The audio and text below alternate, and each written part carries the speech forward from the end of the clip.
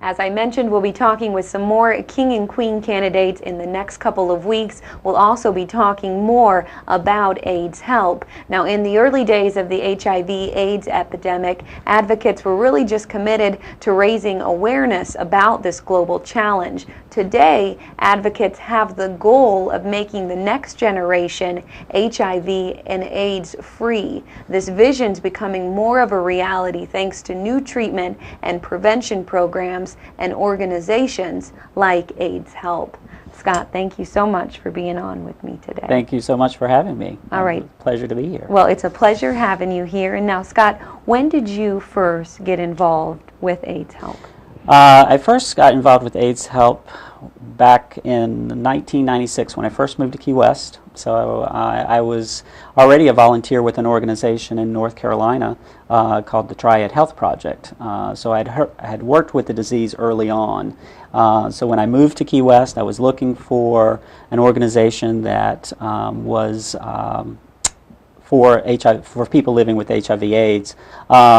So AIDS Help, I started as a volunteer, then I became the volunteer coordinator, and then over the years I joined the organization through its housing programs and housing case management and their property management, and on to deputy director and now executive director. So I've worn several hats at the organization over the years. Well, that's great, because then that way you really know this organization upside down. And Scott, how would you say that the face of HIV and AIDS has changed over the years you've been down here in Key West? The face has changed very much with the challenges that we're now facing. Like you mentioned early on, in the early years, we didn't know really what the challenges were. We were more in tune with trying to find treatments for the disease. In the early days, we had various types of treatments that we were more of a trial.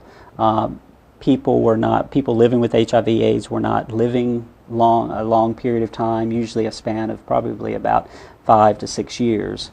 That has dramatically changed over the years with improved medications that are now keeping people living longer with HIV/AIDS. The challenge today is that the side effects of these medications lead to other chronic illnesses, such as liver disease, kidney disease, heart failure, those types of things.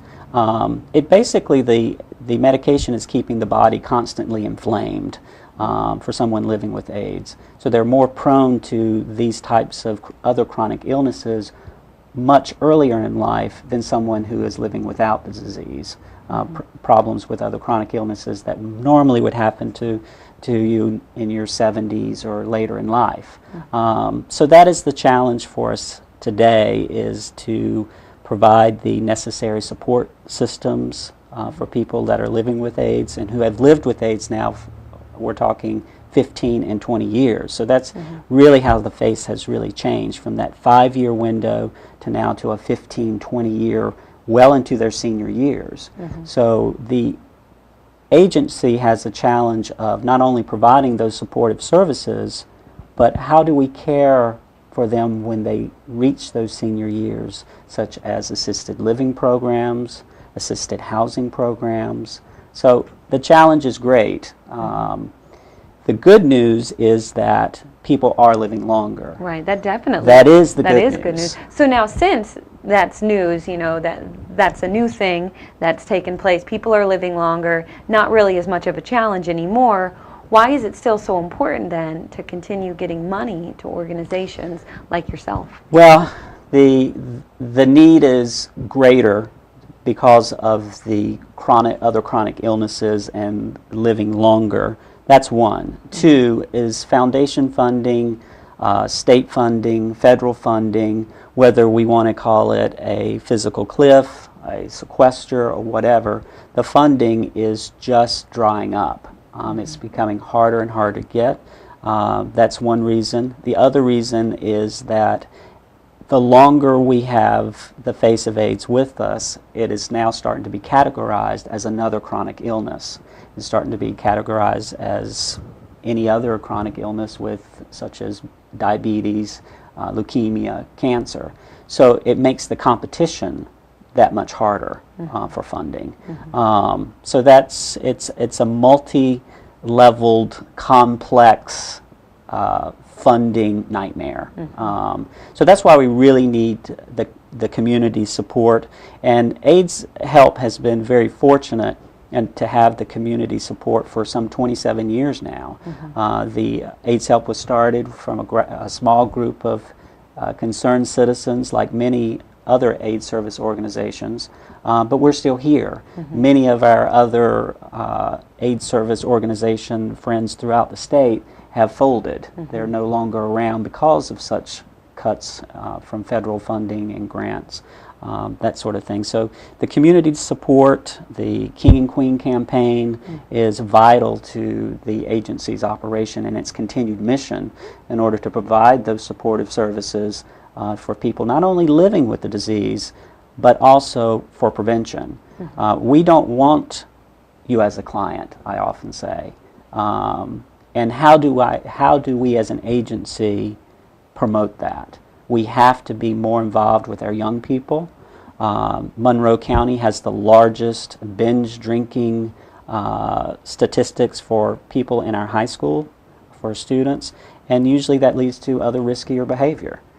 So we've got to start earlier. We've got to be in touch with our young people and making them aware not only of HIV, but also of other sexually transmitted diseases. Absolutely. So we have to be comfortable about talking about sex. We have to be comfortable about saying the word AIDS. Even today, people have a very difficult time saying the word AIDS because they still associate the stigma that is still attached to it. People that are test positive for HIV still have a difficult time telling their partner that they are HIV or a family member, unlike any other chronic disease such as diabetes or high blood pressure does not come with that type of stigma. Right. So that's why it's critical for AIDS Help to still be in the community, to be out in the community. And I oftentimes call our candidates ambassadors to AIDS Help because they are out there for 8 weeks. Most of our organizational fundraisings are usually just for one evening. Or our organization is out in the community at testing sites and that sort of thing. But these 4 candidates are out there for 8 weeks spreading the message of awareness. I consider that to be the key component of the campaign, is raising awareness that, one, AIDS is still with us, and that not only is it with us, but we also have an agency that has changed. We've had to change and catch up with the disease, and it's always changing. So I think it's critical on that level to make awareness the focal point of the campaign. Certainly the money.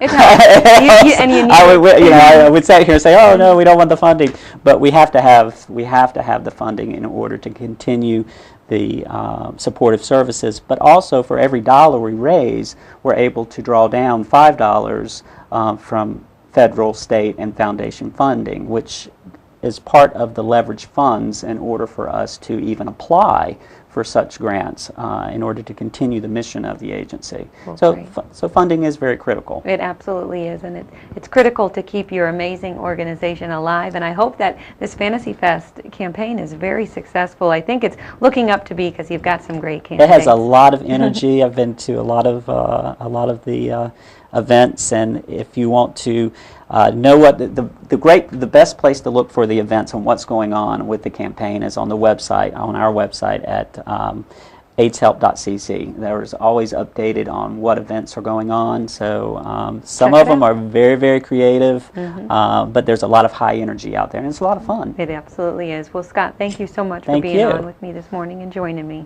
I look forward to talking more with you in the future about your changing organization. I'm going to take a quick break right now. I'll be right back after these messages. Stay with me.